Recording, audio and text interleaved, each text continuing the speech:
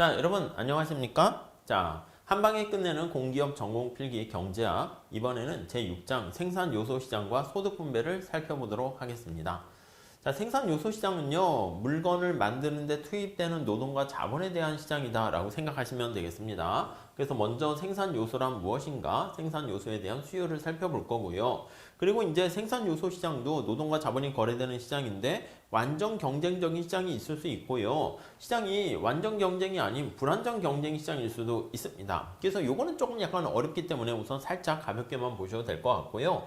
그래서 생산 요소에 대한 대가를 지불해야 되는데 어떤 식으로 대가를 지불하고 또 어떻게 나누는가, 그게 바로 소득 분배와 관련된 얘기가 있습니다. 이 소득 분배는요, 우리가 내가 노동과 자본을 얼마나 어떻게 공급했느냐에 따라서 결정되는 게 바로 기능별 소득 분배가 되고요. 그게 아니고 잘 사는 사람과 못 사는 사람 간에 어떤 계층별 소득 분배, 이렇게 둘로 나눌 수가 있어요. 그래서 원래 미시경제학에서 좀 더 중요한 것은 기능별 소득 분배가 되긴 하겠지만 시험 문제에서는 아니면 신문상에서는 계층별 소득 분배가 훨씬 더 이슈가 되기 때문에 계층별 소득 분배, 불평등 지수 이런 것들을 조금 체크해 주시면 좋을 것 같습니다. 그래서 한 요 정도까지만 보시면 될 것 같아요. 네, 그렇게 나와 있고 뒤에 거는 약간 강약 조정해서 좀 반복한다라고 보시면 되겠습니다. 자, 먼저 생산 요소에 대한 수요 하면은요, 먼저 가장 중요한 게 파생 수요라는 용어를 잘 좀 체크하셔야 됩니다. 여러분, 우리가 노동과 자본을 투입해가지고요, 물건을 만든단 말입니다. 자본을 투입해가지고 물건을 만들게 되는데 이 노동과 자본을 인풋으로 집어넣어가지고 뭔가를 만들어내요. 이렇게. 그래가지고 이렇게 Q를 만들어냅니다. 이게 아웃풋이죠. 생산량. 이렇게 되는 것을 알 수가 있어요. 네, 이렇게요. 자, 그래서요, 이렇게 노동과 자본을 투입해서 아웃풋을 만들어내는데, 자, 우리가 관심을 갖고 있는 것은 이쪽입니다. 이쪽. 노동과 자본과 관련된 생산 요소 시장이다. 이렇게 생각을 하시면 될 것 같은데요. 이해 가시죠? 자, 근데 파생 수요라는 것은 바로 뭐냐면, 여러분 생각해봐. 경기가 침체가 돼서 내가 신발을 만드는 공장 입장에서 물건이 안 팔려서 재고가 자꾸 쌓인다고 할게요. 여기 볼게요. 경기가 침체가 됐어. 자, 그래서 사람들이 신발 공장에 신발을 사지가 않는 거야. 그럼 생산량 자체가 줄어들게 돼요. 아니, 그러면 물건을 만드는 생산량 자체가 줄어들게 되면은 그에 따라서 물건 만드는 데 투입되는 노동과 자본이요, 이것도 별로 필요가 없게 됩니다. 그래서 노동에 대한 투입 감소하고 자본에 대한 투입 감소하게 돼요. 자, 그래서 우리가 생산 요소 시장은요, 이렇게 노동과 L과 K의 생산 요소 시장은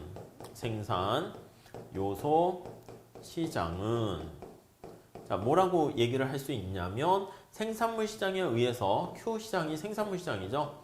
생산물 시장에 의해서 영향을 받는다라고 보시면 될 것 같습니다. 영향을 받는다, 이렇게 보시면 될 것 같아요. 그래서 영향을 받는다? 이게 바로 파생 수요다? 이렇게 생각을 하시면 되겠습니다. 아셨죠? 자, 그러면 우리가 이제 이런 생각을 할 수 있을 거야. 첫 번째는 알았어. 물건을 만들 때 노동과 자본이 필요하겠지. 야, 그러면 노동과 자본 중에서 이 생산함수를 이렇게 쓰잖아요. 노동과 자본 중에서 노동과 자본을 어떻게 몇 명 채용을 해야 가장 최적이냐? 이거를 우리가 생각을 해 볼 수가 있을 거예요. 자, 그러면 우리가 이윤을 극대화한다라고 할 때 노동과 자본을 어떻게 배합을 잘 해야지 이윤 극대화가 되는가? 요거를 찾을 수가 있어요. 노동을 얼마나 쓸까? 자본을 얼마나 쓸까? 우리 생산자 이론에서 비용 극소화 조건 할 때 우리가 한번 살펴봤어요. 그래서 어떻게 해야 됩니까는 알고 있어요. 이겁니다. 예, 우리 노동과 자본 할 때 이렇게 본 거 기억나십니까? 여기 노동이고 자본이에요. 이게 등비용선이고 등량곡선이 이렇게 있습니다. Q를 생산하려고 합니다. 자, 그랬을 때 이 점이 바로 비용을 극소화하는 최적 선택이다 라고 생각을 해 보시면 될 거예요.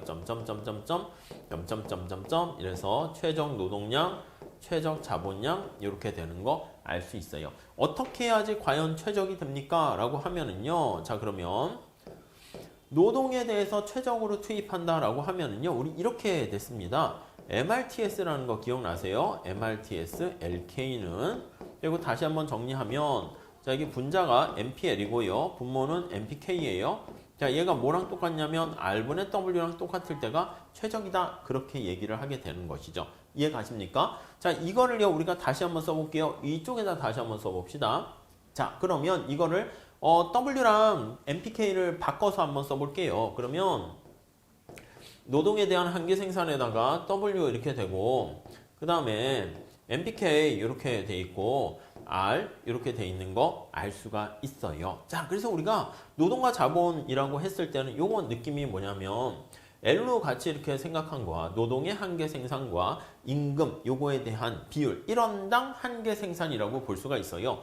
임금 한 단위당, 생산 요소 한 단위당. 이게 지금 노동과 자본 제가 두 개만 있으니까 이렇게 표현을 한 거고 생산 요소가 노동과 자본 두 개만 있는 게 아니라 생산 요소가 노동, 자본, 에너지, 머터리얼, 물질 등등등 되게 많이 있을 수 있지 않겠습니까? 노동도 숙련 노동자가 있을 수 있고 미숙련 노동자가 있을 수 있고 다양하기 때문에 생산 요소가 여러 가지가 있으면 이제 하첨자로 써가지고 이렇게 1, 2, 3, 4 해가지고 N, I 뭐 이렇게 해가지고 표현할 수 있을 거예요. 그래서 요거랑 똑같이 해가지고 이런 패턴이 되는 것이기 때문에 여러분들은 요 원리에서 도입돼서 이렇게 가시면은 제가 봤을 땐 충분할 것 같습니다. 아셨죠? 이렇게 잘 먼저 정리를 해 주시고요. 그 다음에 생산 요소에 대한 수요인데 만약에 가변 투입 요소가 하나인 경우 노동 하나만 있는 경우 우리가 한번 생각을 해볼게요. 자, 여러분 생산 요소가 노동 하나만 있다고 할게요. 자, 그러면 기업 입장에서 노동자를 채용할까 지금 고민을 하고 있어요. 자, 노동자를 채용할까 말까 고민하는데 우선 첫 번째 노동자를 한 명 채용했을 때 그때 얻게 되는 이득이 있습니다. 그게 뭐예요? 노동자에서 얻게 되는 가치, 베네핏이야. 이걸 뭐라 그러냐면 야, 노동자 한 명 채용할 때 노동자를 자 이거 직관적으로 잘 보세요. 한 명 채용할 때 그 노동을 채용한 그 사람이 우리 회사에 돈을 얼마나 벌어다 주니 그거를 생각을 해 볼 수가 있을 거예요. 이해 가시죠? 자, 그러니까 요걸 다시 한번 쓰면 노동을 한 명 채용했을 때 우리 회사에 얼마나 총수입을 증가시켜 주니 요걸 생각할 수 있고요. 그 다음 노동을 한 명 더 채용을 했을 때 야, 우리 회사에 얼마나 비용을 가져다 주니 이렇게 생각을 할 수가 있습니다. 그래서 노동을 한 명 채용을 했을 때 발생하는 총 비용이 얼마이니 이렇게 생각을 할 수 있어요. 자, 그래서 이게 우리가 한계 원리를 그대로 사용할 수가 있어요. 여기 나와 있는 것처럼 노동을 한 명 투입했을 때 발생하는 총 수입하고요. 노동을 한 명 투입했을 때 발생하는 총 비용하고요. 요걸 비교를 하게 되는 거예요. 자, 잠깐 여기서 한번 볼게요. 자, 만약에 우리가 노동을 얼마나 투입할 것인가 라고 했을 때 이걸 가지고 노동자가 물건을 만들게 됩니다. 이해 가시죠? 자, 그랬을 때 물건 만든 걸 가지고 이제 총 수입을 벌어들이고요. 여기 나와 있는 것처럼 총 비용을 벌어들인다. 총 비용을 투입한다. 이렇게 생각을 할 수 있어요. 여러분, 기업 입장에서 한번 살펴보시면 이렇게 볼 수가 있어요. 점점점점점 해가지고 이렇게요. 자, 몇 명의 노동자를 투입할 것인가 이전에 우리가 이윤극대화를 추구하는 기업의 최대 생산량, 최적 생산량을 한번 보도록 할게요. Q 이렇게 돼 있다라고 한번 생각을 해보겠습니다. 자, 그때 이윤이라는 것은 TR에서 TC를 빼는 것이다 라고 생각을 하시면 될 거예요. 이해 가시죠? 그때 몇 개를 생산해야지 이윤극대화가 됩니까? 이거 어떻게 했습니까? 맞아요. 우리가 이렇게 얘기했어. 생산량을 한 단위 변화시켰을 때 이윤이 어떻게 됩니까? 이렇게 되는 거예요. 자, 이거는 뭐야? 생산량을 한 단위 투입했을 때 TR 총수입의 변화 크기에다가 생산량을 한 단위 변화시켰을 때 총 비용이 얼마나 되는가 요거를 빵 이렇게 나타내는 게 바로 이윤극대 산출량이 되는 겁니다. 자, 그러면 요 앞에 나타낸 요거를 우리가 뭐라고 얘기합니까? 라고 하면 얘를 바로 MR이다 이렇게 생각하시면 될 것 같고요.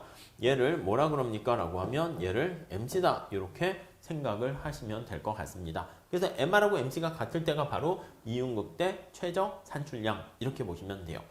자, 그런데 우리가 그 회사의 사장님이 여기서 봤을 때 이렇게 살펴본 거야. 야, 우리가 이윤극대화를 달성하기 위해서 몇 개를 생산하는 게 가장 좋겠니? 라는 것을 우리가 살펴본 게 이쪽에서 본 거예요. 근데 그게 아니라 갑자기 사장님이 스타팅 포인트를 이쪽으로 이렇게 가져간 거예요. 잘 보세요. 그럼 여기서부터 이제 보게 되는 거예요. 야, 이윤극대화를 위해서 이제 이렇게 쭉 이렇게 가는 거죠. 이윤극대화를 위해서 야, 이번에 신입사원 몇 명 뽑아야 돼? 이렇게 물어봤어.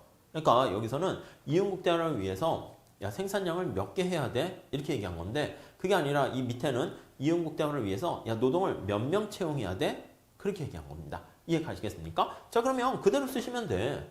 이윤을 극대화하려고 하는데 그때 노동을 몇 명 채용해야 되니 이렇게 쓰는 겁니다. 자, 그러면 여기 한번 체크해 볼게요. 이거 좀 지울게요.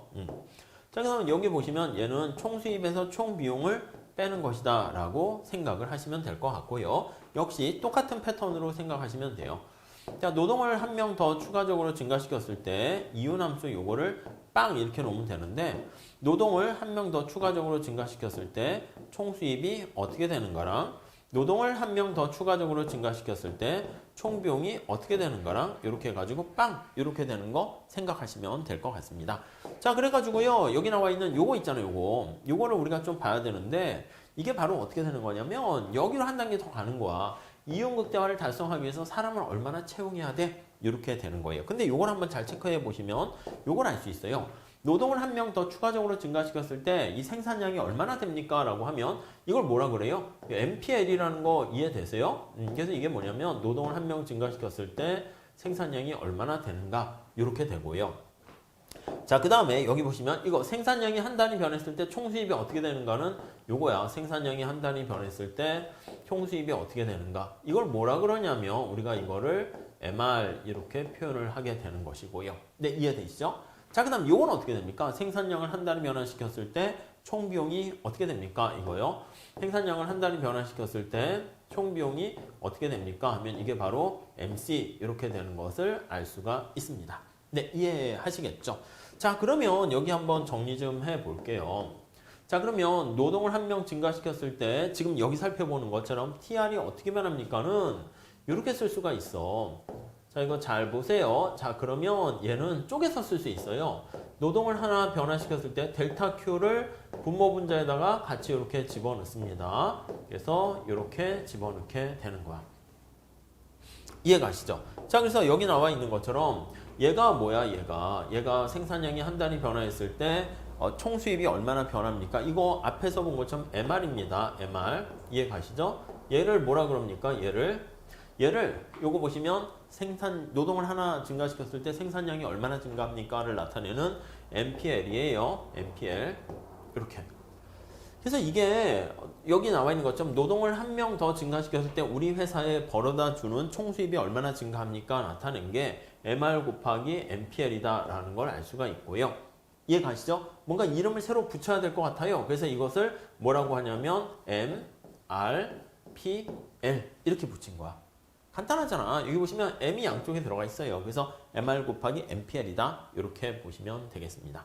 자, 그 다음에 여기도 이제 똑같은 패턴으로 볼 수 있어요. 여기도. 노동을 한 명 증가시켰는데 그때 TC가 얼마나 변하는가 그렇게 보려고 해요. 노동을 한 명 증가시켰는데 TC가 얼마나 변화합니까? 이렇게 되는 건데요. 이거 다시 한번 써볼게요. 이거 똑같이 쓸 수 있어. 여기 좀 지울게요.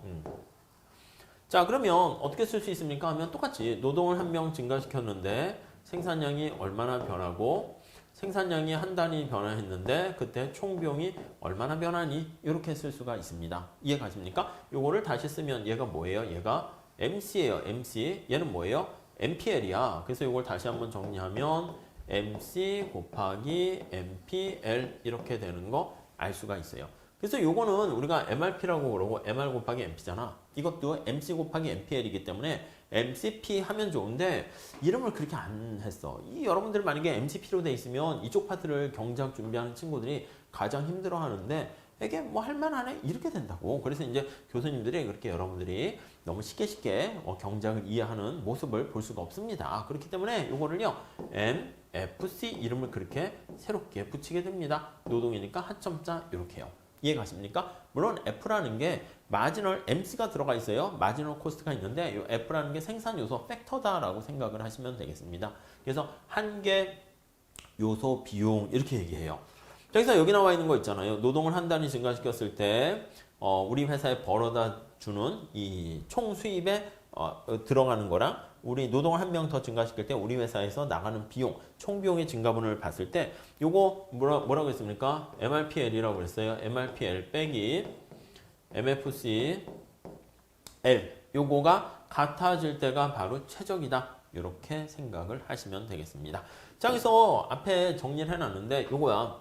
만약에 여러분들이 생각을 해봐요.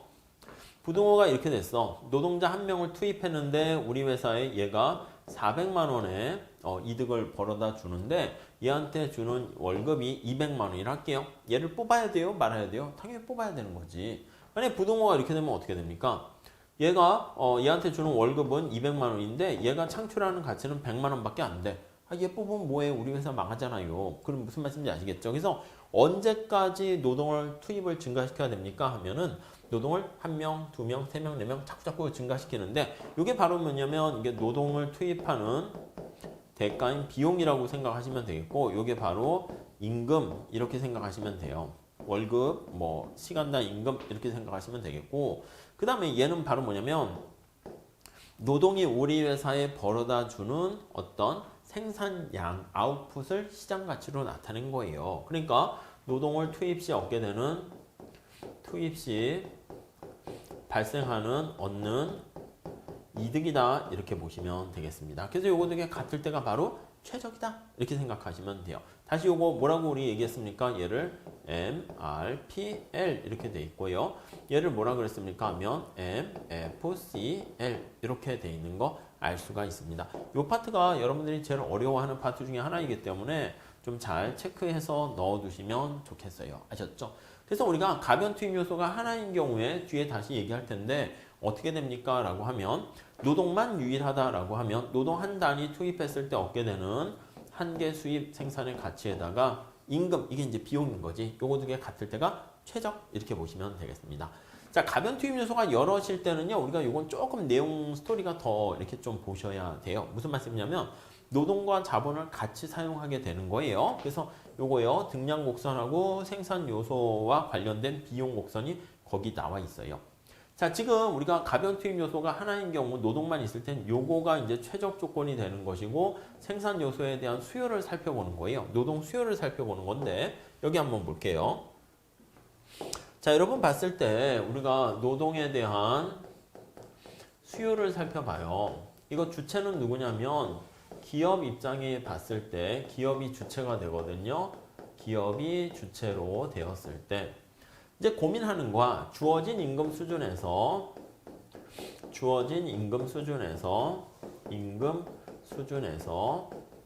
몇 명을 뽑아야 되는가? 최저 고용량을 우리가 선택을 하려고 하는 거야. 몇 명을 뽑아야 되는가? 이렇게 고민한다 생각을 해보시면 되겠습니다. 자, 우리 앞에 노동의 수요와 관련해서 노동을 한 명 뽑았을 때 노동자가 우리 회사에 벌어다 주는 돈은 어떻게 됩니까? 라고 하면 한 명 뽑았을 때 우리 회사에 벌어다 주는 돈 이거는 이렇게 썼었습니다. MR 곱하기 MPL 이렇게 되는 거 알 수가 있었어요. 이해 가시죠? 그래서 요거를 바로 MRP 이렇게 나타냈습니다. 네, 이해하시겠죠? 자, 이걸 한번 그림으로 표현을 해볼게요. 자, 그러면 노동이 되고요. 여기가 이제 여러 가지 변수를 놓을 거야. 그래서 우리가 MRP라고 합시다. 자, MRP 곡선은요, 이렇게 우아형하게 됩니다. 무슨 말씀이냐면, 왜 우아형합니까? 라고 하면, 여기 나와 있는 것처럼, 노동에 대한 한계 생산이 얘가 체감한단 말이야. 체감하는 상황이기 때문에, 그래서 우아형하게 되는 거예요. 아셨죠? 자, 그러면 한번 생각을 해볼게요. 만약에 임금 수준이 여기 W0라고 할게요. 자, 지금 주어진 임금 수준에서 이렇게 있는 거잖아. 임금이 W0로 주어져 있는 가운데 여기 보시면 생산량을 노동을 얼마나 투입하면 됩니까? 하면 L0만큼을 투입하면 되는 거예요. 이해 가시죠? 자, 그런데 만약에 임금이 하락했어요. 자, 그러면 임금이 하락하게 되면 이거랑 이제 뭐가 같아져야 됩니까? 하면 W가 같아져야 되는 건데 임금이 하락하게 되면 얘가 내려가려면 노동을 더 많이 한계 생산이 체감하니까 노동을 더 많이 채용해야 돼. 그게 이제 좀 헷갈리면 그림으로 그리는 거죠. 그러면 여기가 W1의 임금 하에서는 노동을 몇 명 채용해야 됩니까? 하면 이만큼 L1을 채용해야 된다라는 것을 알 수가 있습니다. 자, 다시 한번 볼게요. 주어진 임금 수준에서 처음에 A만큼의 노동을 채용하다가 임금이 하락하게 되면 이렇게 B만큼의 노동을 채용해야 된다라는 것을 우리가 확인할 수가 있어요. 자, 그래서 주어진 임금 수준에서 몇 명을 채용해야 됩니까? 그거를 나타내는데 그게 바로 요거예요. 요거. MRP 곡선이 되는 거잖아요. MRPL 곡선이 되는데 이게 바로 노동에 대한 수요 곡선이다. 이렇게 보시면 될 것 같아요. 노동의 수요 곡선 이렇게요. 네, 이해하시겠습니까? 네, 이렇게 정리가 돼 있어요. 자, 그러니까 우리가 노동 수요 곡선을 그리세요 하면 주어진 임금에서 몇 명을 채용해야 되는가 하면 그거 바로 이렇게 우리가 간단하게 MRP 곡선이 바로 노동 수요 곡선이다. 이렇게 보시면 돼요.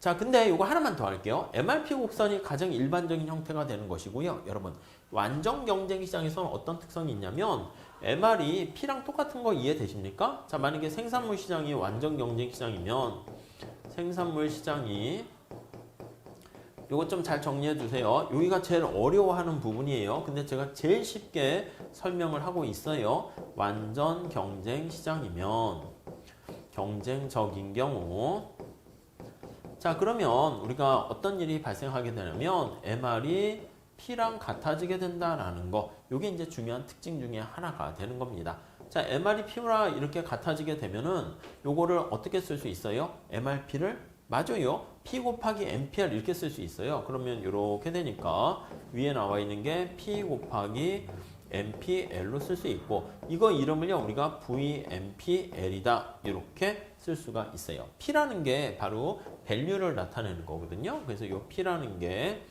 밸류 가치다 해가지고 이제 V를 이렇게 쓰게 되는 거예요. 그래서 이거 약자는 뭐라고 얘기하냐면 약자로 VMPL 나타낸 것을 한 개 MPL이니까 생산 가치다 이렇게 표현을 하게 됩니다. 아셨죠? 네, 그래서 한 개 생산 가치. 그래서 이 MRP가 완전 경쟁 시장에서는 우리가 VMPL이다 이렇게 생각을 하시면 되겠습니다. 아셨죠? 네, 그렇게 잘 봐주시면 되겠어요. 요거는 지금 노동 하나만 생산 요소가 하나만 있는 경우인데 우리가 지금 앞에 살펴본 게 생산 요소가 두 개 있는 거예요. 그래서 요거는 좀 어려워요. 근데 우리가 대체 효과, 소득 효과를 보는 것이기 때문에 그렇게 어려운 건 아니야. 노동과 자본과 같이 자본이 존재 시 한번 생각을 해 볼게요. 존재 시. 자, 우선 첫 번째 노동이 어떻게 노동에 대한 수요 곡선을 도출하는 건데 자, 임금이 만약에 하락했다라고 할게요. 하락하게 되면 우리 그 미시에서 무차별 곡선 해가지고 대체 효과, 소득 효과 나타낸 거랑 비슷해요. 그래서 우선 대체 효과는 어떻게 됩니까? 라고 하면 임금이 하락하게 되면은 싸진 노동을 더 많이 써요. 그래서 노동을 증가시키고 자본은 이렇게 감소시킵니다. 자, 상대적으로 싸진 노동을 증가시키고 자본을 감소시키는 것을 바로 우리는 대체 효과 이렇게 얘기를 해요. 근데 여기 나와 있는 것처럼 임금이 이렇게 하락하게 되면은 여기 나와 있는 것처럼 소득 효과가 발생해요. 근데 여기서는 소비자 이론처럼 소득 효과라는 표현을 쓰지는 않고요. 산출량이 변하는 거니까 산출량 효과에서 산출 효과 이렇게 할 거예요. 의미는 소득 효과랑 비슷하게 보셔도 돼요. 여러분 생각을 해봐요. 임금이 하락하게 되면 생산과 관련된 비용이 절감되는 거 아시겠습니까? 그렇잖아. 노동의 인건비가 하락하게 되니까 기업 입장에서는 비용이 하락하게 되는 거예요. 자, 그래서 여기다 그림 그린 거야. 만약에 인건비가 하락하게 돼서 노동의 가격이 하락하게 되면 여기 나와 있는 것처럼 MC가 이쪽으로 이렇게 이동해서 비용이 하락하는 거야. 그럼 비용이 싸진 만큼 생산량을 증가시킬 수 있어요. 산출량을 증가시킬 수 있어. 그래서 우리가 이거를 산출 효과 이런 표현을 쓰게 되는 거예요.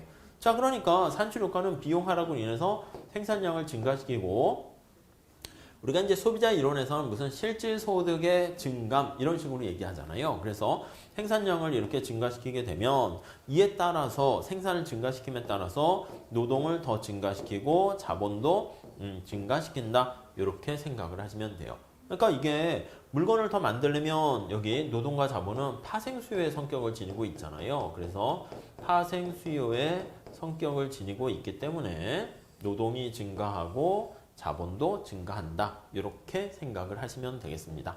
자, 그래서 최종적으로는 이 두 가지 효과에 의해서 발생하는데 우리가 조금 어려울 수 있으니까 자본은 우선 신경 쓰지 않을게요. 노동만 신경 쓰세요. 대체 효과에 의해서 노동의 투입량이 증가하고요. 산출량 효과에 의해서 노동의 수요량이 증가해요. 그래서 이 둘이 합하게 되면은 그 결과 노동에 대한 수요가 증가한다. 이렇게 정리를 하시면 될 것 같습니다. 아셨죠? 자, 그래서 여기 한번 정리해 볼게요. 자, 가입, 투입 요소가, 가변 투입 요소가 여럿이다라고 하면은요, 지금 살펴본 것처럼 바로 요거야. 여기 나와 있는 것처럼 이제 이거는 대체 효과, 소득 효과 하는 무차별 곡선하는 건 똑같습니다. 근데 이거는 주관식용이니까 여러분들 안 하셔도 되고요.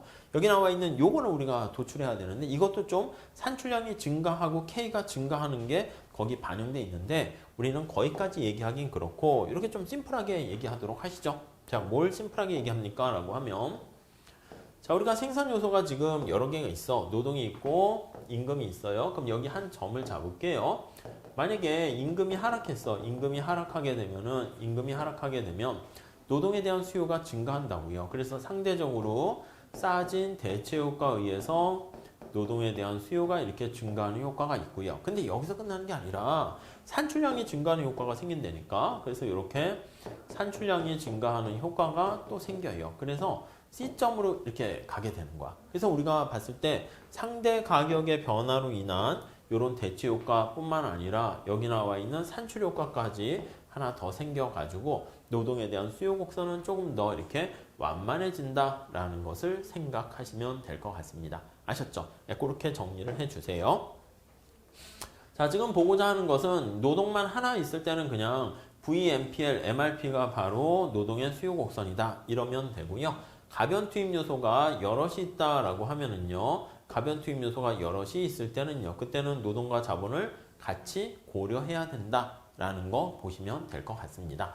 자, 그래서 요거는 시장 수요는요. 개별 수요 곡선이 이렇게 나오게 되면 그것을 서메이션 해가지고 합하게 된 게 바로 시장 전체 수요 곡선이다라는 거 생각하시면 오케이 될 것 같고요.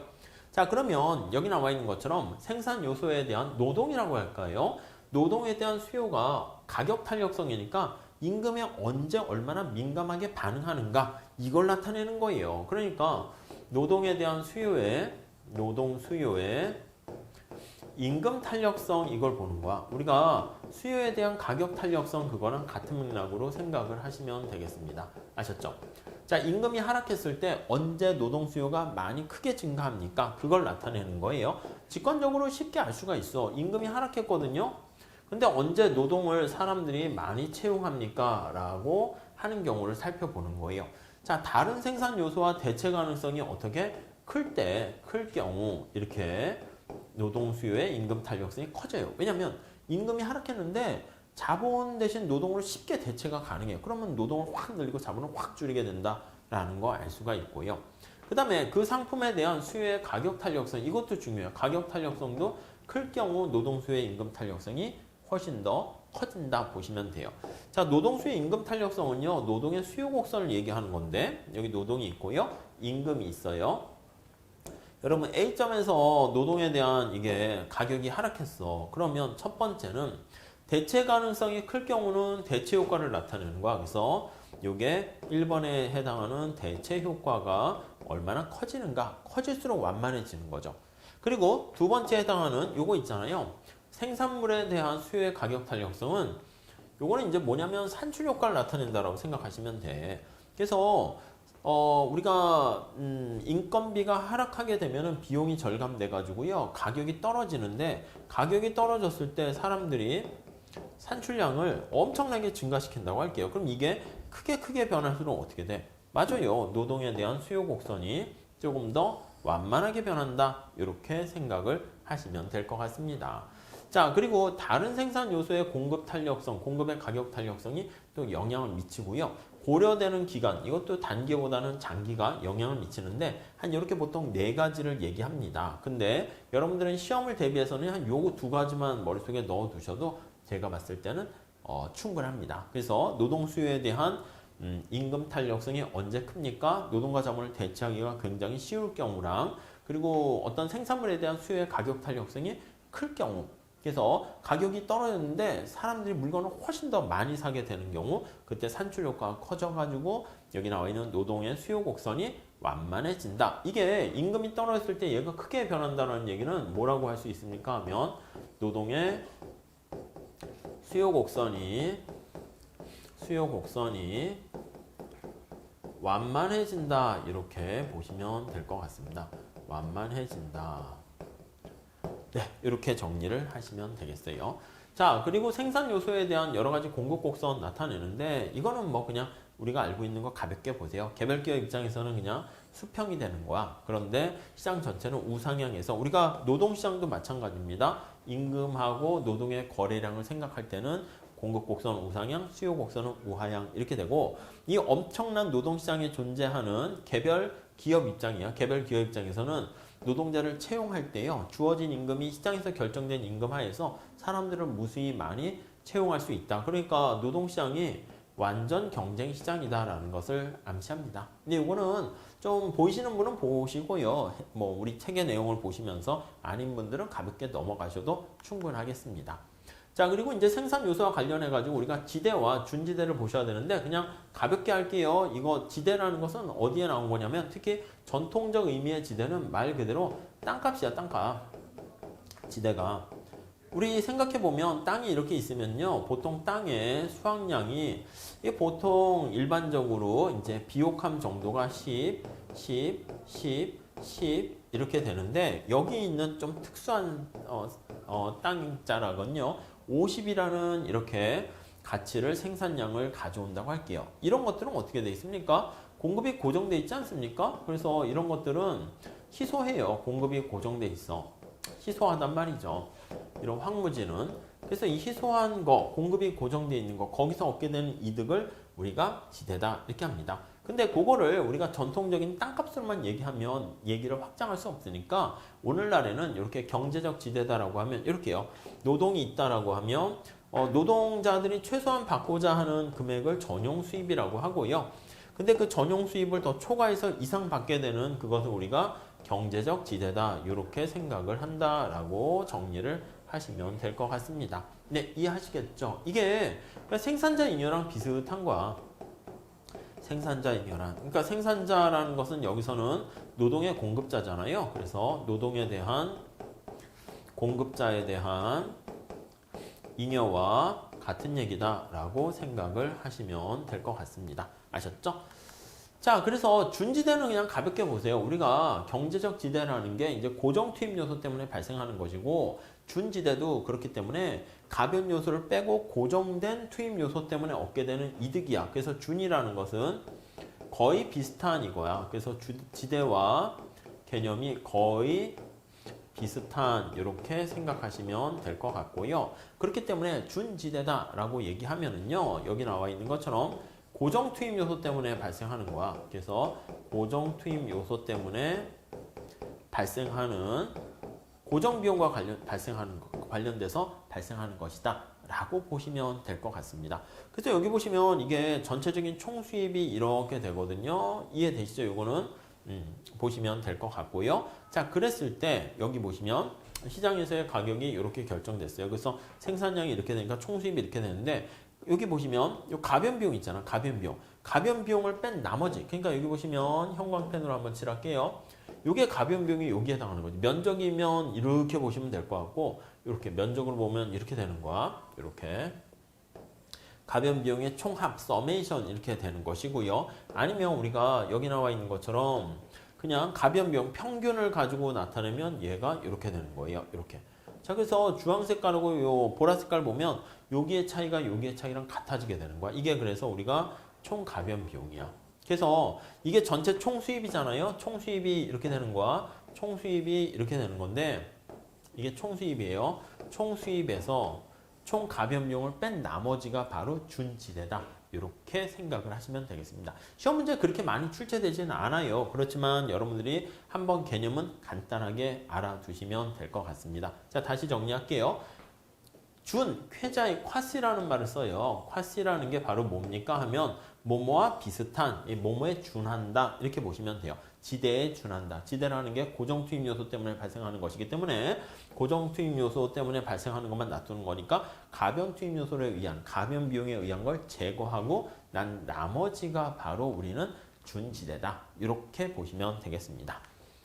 자, 그래서 우리가 불안정 경쟁과 생산 요소 시장은 따로 하지는 않을 겁니다. 우리가 수요 독점 시장하고 이런 것들을 봐야 되는데 그게 이제 출제가 그렇게 많이 되지는 않기 때문에 이것도 출제가 좀 되는 분위기가 되면 제가 추가적으로 좀 설명을 드리거나 할 거고요. 여기서는 뭐 그렇게까지 우리가 시간을 쏟거나 그렇지는 않을 거예요. 대신 객관식 문제 할 때 제가 가볍게 이런 식으로 해가지고 다른 공무원 시험 문제라든가 이런 데 출제된 바가 있는데 우리 공기업 시험에서도 비슷하게 나올 수 있습니다라는 것은 알려드리도록 하겠습니다.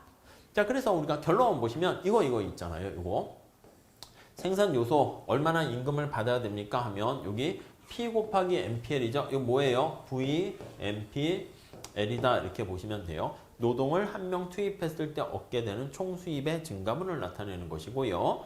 얘도 뭐라고 얘기할 수 있습니까? V, MP, K다 라고 보시면 될 것 같습니다. 얘가 뭐랑 같을 때가 최적입니까? 라고 하면 여기 나와 있는 노동의 가격이 임금, 자본의 가격이 R 요거 두 개 같을 때가 최적 이렇게 되는 거 알 수가 있고요. 그래서 노동시장에서 자본시장에서 노동자가 얼마나 받아가는 게 바람직합니까? 하면 자기가 일해서 가치를 창출한 만큼 받아가는 게 바람직하다 이렇게 얘기를 할 수 있을 거예요. 그래서 임금은 그래요 이거 VMPL만큼 야 너 얼마나 가치를 창출했냐 그만큼 받아가는 게 가장 바람직한 거예요.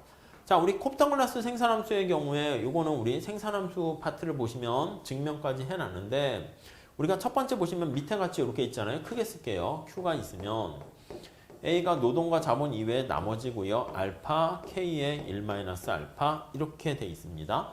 자, 대체 탄력성 1이라는 거 머릿속에 암기하시고요. 그 다음에 노동과 자본의 상대 가격이 변해도 분배 상대 몫은 변화가 없습니다. 이렇게 있을 때 노동자가 가져가는 게 노동 위에 붙어 있잖아요. 이게 뭐라고요?